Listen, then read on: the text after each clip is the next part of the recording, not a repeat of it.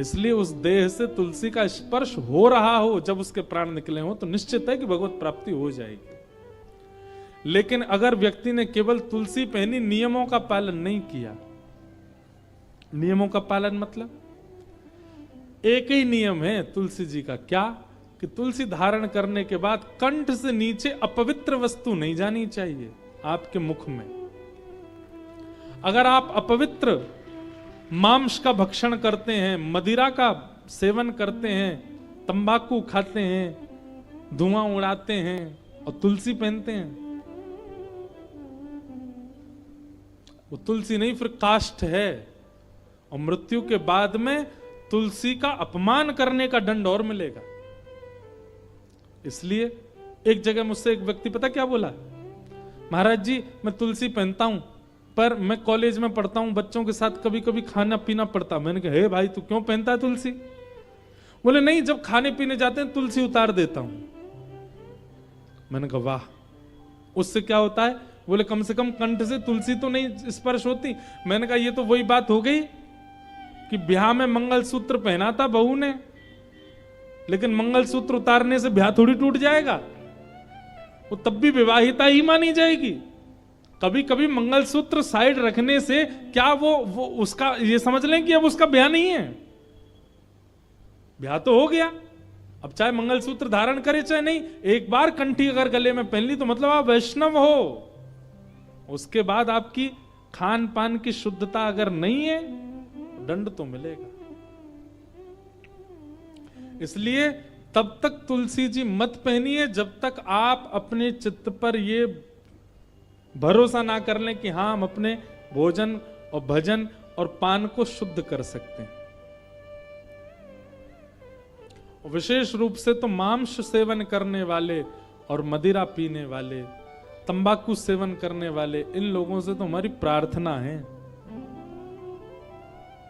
बिल्कुल मत पहन लेना। और जब पहनो तो सबको विष के मात्र त्याग देना, विष के समान त्याग देना। तो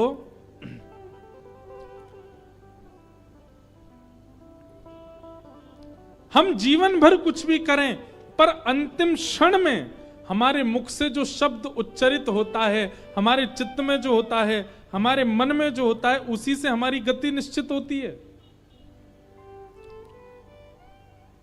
इसलिए भैया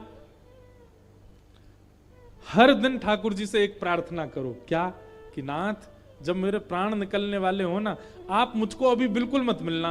मैं वृंदावन जाऊं मुझे मत दिखना, मैं हरिद्वार जाऊं मुझ पर कृपा मत करना, जीवन भर मेरा ऐसे ही चलने दो, कोई बात नहीं आप मत मिलना। पर नाथ जब मेरे प्राण निकल रहे हो ना, जब मेरी अंतिम श्वास चल रही हो, मुझे नहीं पता कहां निकलेंगे, कैसे निकलेंगे, कब निकलेंगे, आपको पता है। बस मेरी इतनी इच्छा मान लीजिए नाथ कि जब मेरे प्राण निकले ना तब आप मेरे सामने आ जाना। भगवान से और कुछ मत मांगो।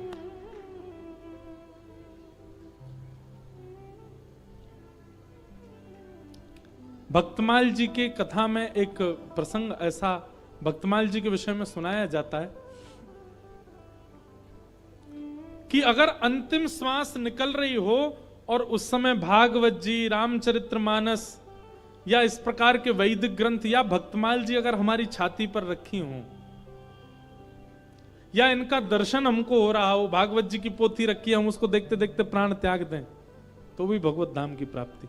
तो भक्तमाल जी के विषय में आता है कि एक सेठ जी ने क्या किया। अब भागवत जी आदि ग्रंथ ये तो बड़े पवित्र हैं, इनको हमेशा धारण करना उचित नहीं। उन्होंने क्या किया, भक्तमाल जी की छोटी छोटी लिपियों की छोटे छोटे ग्रंथ बनवाए और उन छोटे छोटे ग्रंथों को तुलसी जी में मढ़वा करके, तुलसी जी के अंदर पधरवा करके और गले में धारण कर लिया। अब बोले अब चाहे जब प्राण निकले भक्तमाल जी हृदय से लगी रहेंगी। और वही हुआ, जैसे ही उनके प्राण निकले तो भक्तमाल जी हृदय पर ही थी।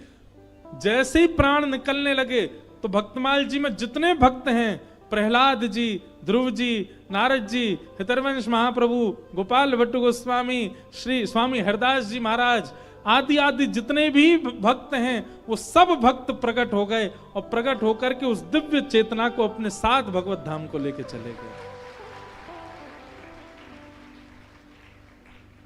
इसलिए हमारे वृंदावन में आप जाओगे तो आपको कई सारे संत दिखेंगे, मोटी मोटी तुलसी की माला, और यहाँ बीच में लिखा होगा सीताराम, राधे श्याम, बड़े बड़े। उनके भीतर भक्तमाल जी हैं, उनको सदा चित्त से लगा के रखते हैं। कब प्राण निकल जाए क्या पता। इसलिए भैया तुलसी जी धारण करो, तिलक धारण करो, पर उनके नियमानुसार धारण करो। और नियम एक ही है कि फिर शुद्ध रहो, पवित्र रहो, बस। तो अब कई लोग ये भी बोलते हैं कि महाराज जी कभी कभी हम अपवित्र स्थान पर जाते हैं, शौचाचार निवृत्त होने तब उतार दें। नहीं, वह एक शारीरिक क्रिया है, उसमें आपका कोई दोष नहीं है। वो शारीरिक क्रिया, ऐसे तो घर में भी तो झाड़ू लगाते हैं, उसको भी साफ करते हैं हम। ठीक वैसे ही तन जो है, तन के भीतर भगवान रहते हैं, तन भी एक स्थान है भगवान का, तन भी देवालय है। उस तन को हम साफ मात्र कर रहे हैं, उस समय ये भावना नहीं रखनी कि हमको उसका त्याग, वो एक शारीरिक धर्म है। शौचाचार एक प्रकार से अपवित्र स्थिति है, हम उसके बाद स्नान करते हैं, शुद्ध करते हैं स्वयं को, परंतु वह शरीर का धर्म भी है।